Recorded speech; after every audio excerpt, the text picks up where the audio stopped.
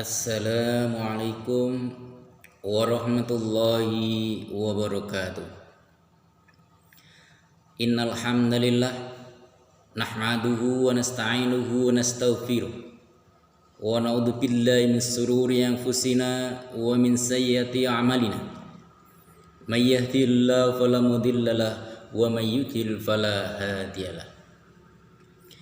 Asyhadu an la ilaha illallah wahdahu la syarikalah wa asyhadu anna Muhammadan abduhu wa rasuluhu la nabiyya wa rasulahu ba'da.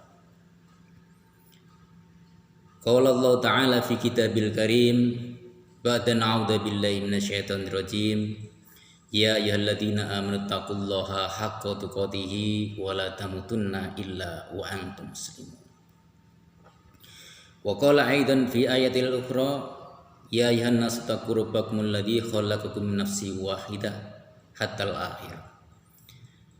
Ayyuhal ikhwah, jemaah sekalian yang senantiasa dirahmati Allah Subhanahu wa taala, para pendengar, bapak-bapak, ibu-ibu, serta anak-anakku semuanya yang senantiasa dalam keadaan sehat walafiat, tidak ada halangan suatu apapun.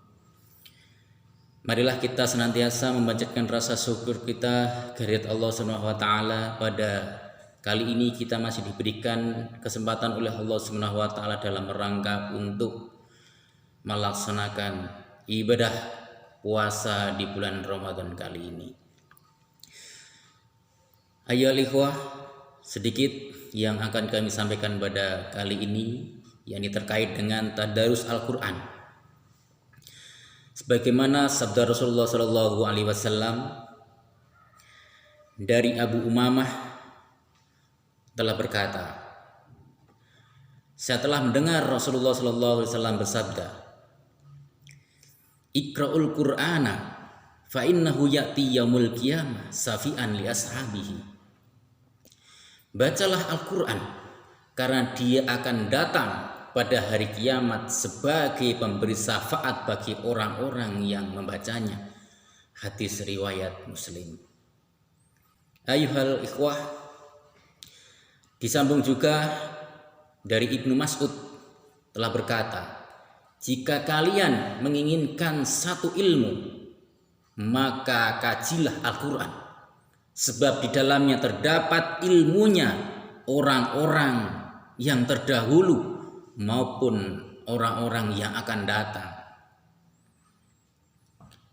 Maka dari itulah, dari sini kita bisa melihat dalam tadarus Al-Quran, dalam menghafal Al-Quran, mendengarkan ayat-ayat Allah Subhanahu wa taala, orang yang selalu mengulang-ulang bacaannya, mendengarkan Al-Quran setiap saat, maka yang sering terngiang-ngiang dalam dirinya adalah ayat-ayat Al-Quran yang sering dibaca dan didengarkan.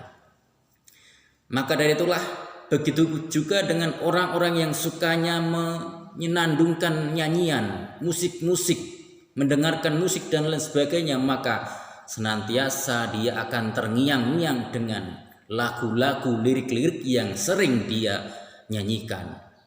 Maka dari itulah, dari sini kita mulai, baik dengan senang maupun sedih, baik dalam keadaan berjalan, dalam keadaan berkendaraan, atau dalam diam sekalipun, maka apa yang kita nyanyikan, apa yang kita ucapkan, apa yang kita baca, dan itulah satu kebiasaan kita setiap harinya, maka kita bisa melihat salah satu contoh seorang pemuda ketika kecelakaan, maka di akhir hayatnya ada yang mengucapkan, membaca ayat-ayat Allah Subhanahu wa taala di hari akhir hayatnya, maka tanpa ditakil pun, tanpa ditakilkan oleh orang lain, maka dia selalu membaca ayat Al-Quran. Begitu juga sebaliknya dengan orang-orang yang kebiasaannya hanya menyanyi ketika dipanggil oleh Allah Subhanahu wa taala di akhir hayatnya, yang terucap adalah nyanyian-nyanyian yang sering dia lakukan, yang sering dia dengarkan. Itulah perbedaan antara orang yang suka membaca Al-Quran dan orang yang suka menyanyikan lagu selain Al-Quran.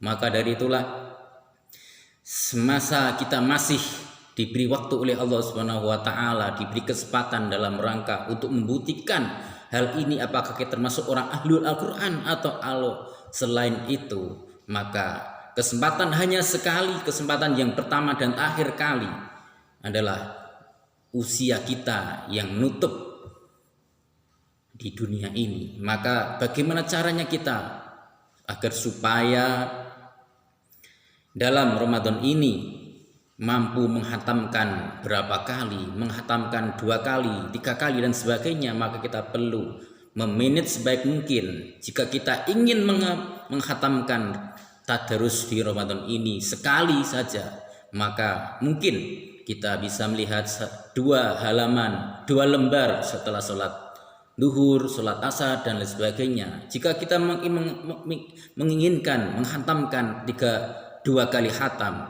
maka kita lipatkan 4 lembar. Jika kita ingin menghatamkan 3 kali khatam, maka kita kalikan setelah sholat kita membaca 6 lembar, sholat duhur 6 lembar dan sebagainya. Maka dari itulah kita jangan sampai suatu saat nanti kita tidak akan menyesal. Di suatu saat Al-Quran akan menjadi kosong, tidak ada tulisan sedikit pun di dalam Al-Quran. Maka saat itu banyak orang yang mulai bingung bagaimana mencari Al-Quran yang masih ada tulisannya.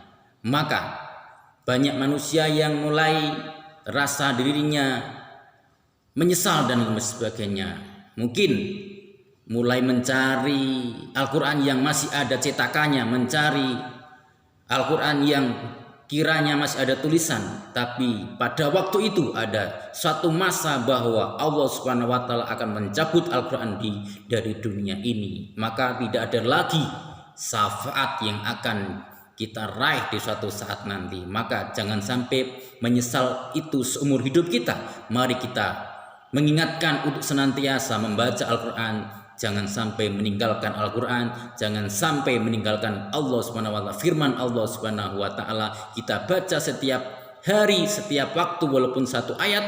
Tidak perlu gengsi untuk belajar meski umur kita sudah tidak muda lagi. Maka kita memohon, ya Allah, jadikanlah Al-Quran ini sebagai sumber mata hati kami. Jadikanlah kami generasi penerus sebagai hamba-Mu yang mencintai Al-Quran di sanubari kita masing-masing. Demikian akhirul kalam. Wassalamualaikum warahmatullahi wabarakatuh.